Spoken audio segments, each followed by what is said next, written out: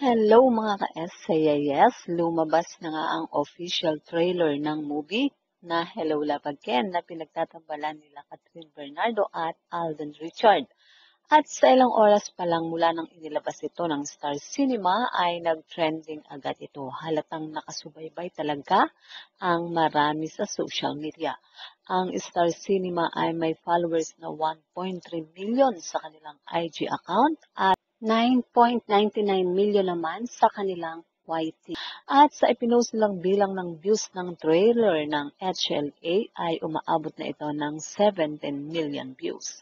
Halos gusto na nga raw hilahin ng mga viewers ang petsa na November 13 dahil sa pag-iisip nila kung ano ba talaga ang kalalabasan ng relasyon ng dalawang bida. Sa trailer, masaya na nakikitang magkasama sila Joy at Ethan sa kanda. Pero biglang nagbago ang pangalan ni Catherine na naging Marie.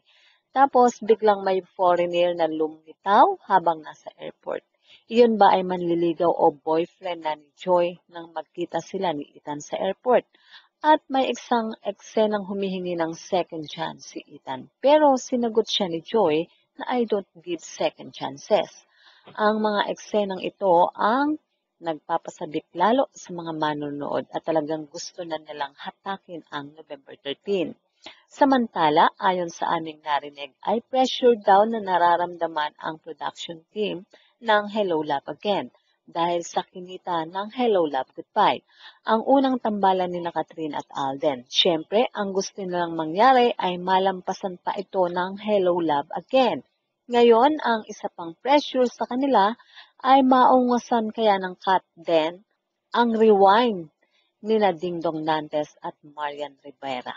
Let's wait and see kung ano ang magiging resulta. Sobrang sipag naman nila Catherine at Alden na mag-promote sa kanilang movie at kita naman ang mga full support nila kagaya na lang ng mga naglalakiang sinehan sa buong Metro Manila at sa mga probinsya.